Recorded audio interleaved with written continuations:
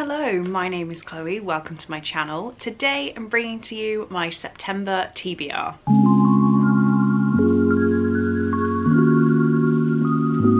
So I am pre-filming this content because I'm going away at the end of August. So I need to pre-film September. That means thinking about next month's TBR is just baffling my brain right now. Time really doesn't feel real. So am I now gonna set myself an unrealistic TBR because I'm like, that'll happen in the future? Potentially. What I have here are the two books that I have to read for Patreon obligations. I have The Hangover from my Self-destruct TBR, and also I'm gonna pick some books off of Project TBR Clearown. So I won't beat around the bush. The first thing I have here is the Patreon buddy read for September. Every month, the top 2 tiers of my Patreon get to do a buddy read together where they pick a book from my physical TBR and we all read it in the month. Because I'm pre-filming this, I asked for suggestions and this author's name was included as a suggestion. So I went to my TBR and picked off the one that I am interested in reading the most right now. I hope this is well received, we'll see. The book that we'll be reading in September is The Boyfriend by Frida McFadden.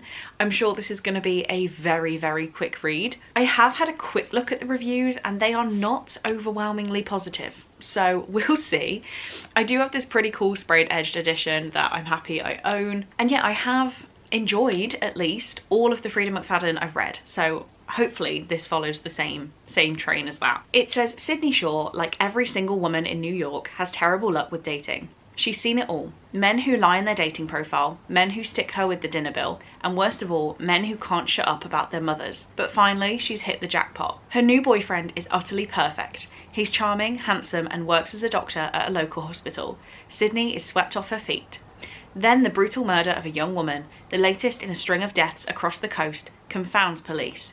The primary suspect? A mystery man who dates his victims before he kills them. I think this sounds really, really fun. According to the reviews, it's not that great, but we'll see, we'll see. I do love a Frida, and I hope that we have people joining in with the buddy read for this one. Next up, we have the Patreon TBR jar, which is definitely a mug. This is where the top 2 tiers of my Patreon get to pick one book from my TBR that they would like me to read, and I will hopefully read it in the month that it gets chosen. There is a real range of books in here, so it could be anything. There is one book in here I'm always terrified of pulling out, and there's also one very easy, like romance at least, so we're just gonna go. We're gonna go for this one. This is the one I picked. I try not to edit these clips, but it's hard when it doesn't want to focus straight away. There we go. So we have, oh, this is like middle of the road on whether I wanted it. We have Becca's pick, which is Good Girls Don't Die. So it's looking like I'm having a very dark TBR this month because we have Good Girls Don't Die by Christina Henry. This one is very intriguing to me. I have heard some very good things, particularly from Becca, so let's hope that I enjoy it. It's about 3 different women. Celia wakes up in a house that isn't hers. She doesn't recognize her husband or the little girl who claims to be her daughter. She tries to remember who she was before because she is certain that this life, the little family-run restaurant she owns, the gossipy small town she lives in, is not hers. Ali is supposed to be on a fun weekend trip, but then her friend's boyfriend unexpectedly invites the group to a remote cabin in the woods. The cabin looks recently assembled and there are no animals or other life anywhere in the forest. Nothing about the place seems right. Then in the middle of the night, someone bangs on the cabin door. Maggie, along with 12 other women, wakes up in a shipping container with the number 3 stamped on the back of her t-shirt. If she wants to see her daughter Paige again, Maggie must complete the maze, a deadly high-stakes obstacle course. That is mad. 3 women, 3 stories, only one way out. Who knows what is going on there? That sounds incredibly weird. Definitely up my alley, but did I think I'd be reading it right now? No. I'm kind of like, I don't know whether I'm in like a horror binge, a romance binge, whatever, but it looks like we are going disturbing in September. Both of these actually are pretty disturbing, so looks like I'm off romance, I'm on weird. Those are like my 2 reading. Romance, weird, so we're on weird. Okay, next up then, this is a bit more of an eclectic mix of books I'm about to show you. So you should have seen, if my scheduling has all worked out correct, my These Books Will Self-Destruct video. And in that video, I had 3 books hanging over from my list that I hadn't read yet and weren't in TBRs. So what I've done is put them straight on my September TBR. So even though these might not be the books that I was like thinking of reading in September, I need to get to them because I've said they'll self-destruct in 12 months. I've given myself 1 month leeway and I will read them this month. So the first one we have is Treasure Island by Robert Louis Stevenson.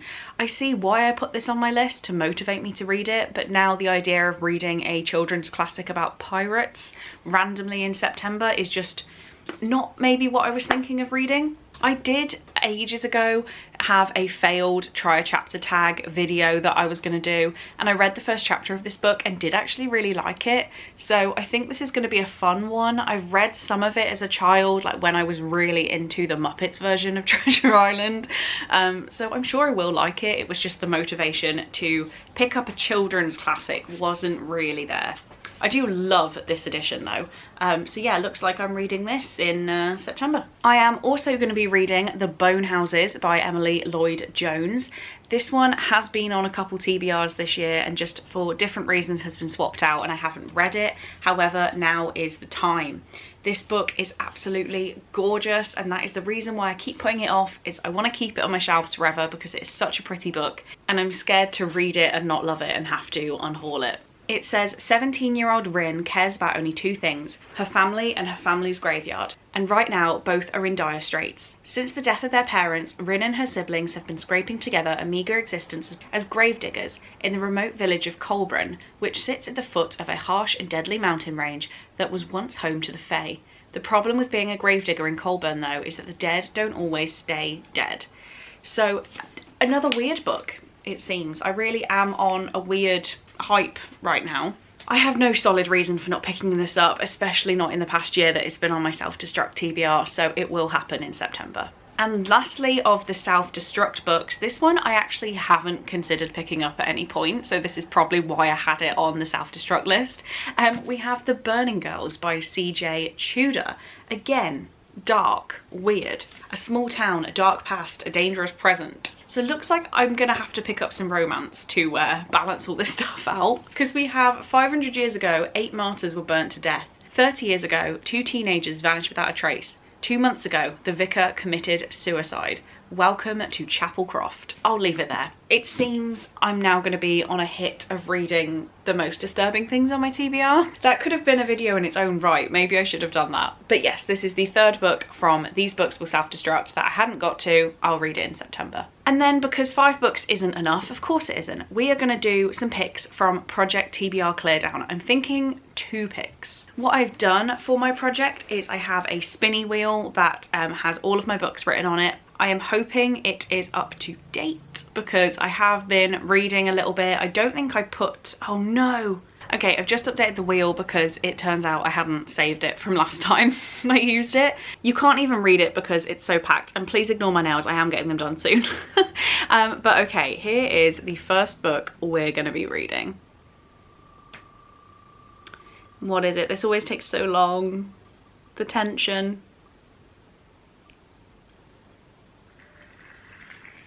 The Wish. Okay. Definitely something to balance out the weird. We have The Wish by Nicholas Sparks, which I have this teeny tiny little mass market paperback.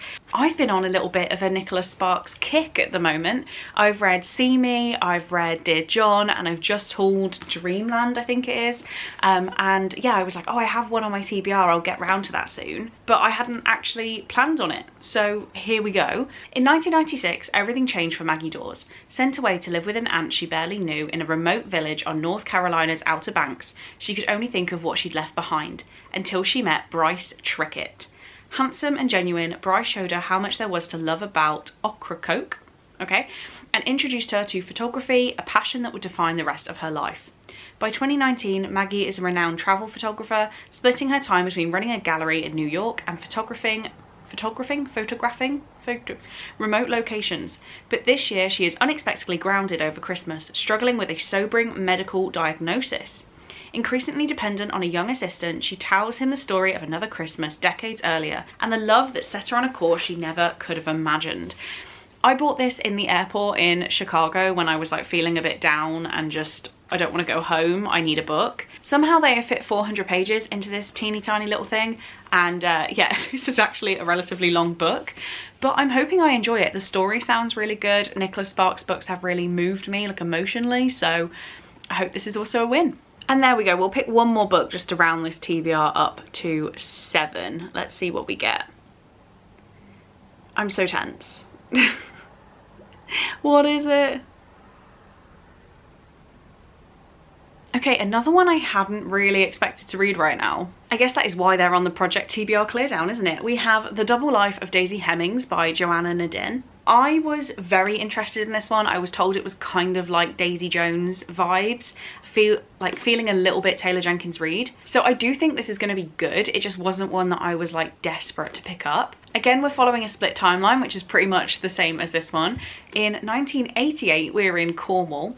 At 17, Jason wants much more from life than working in his father's pub.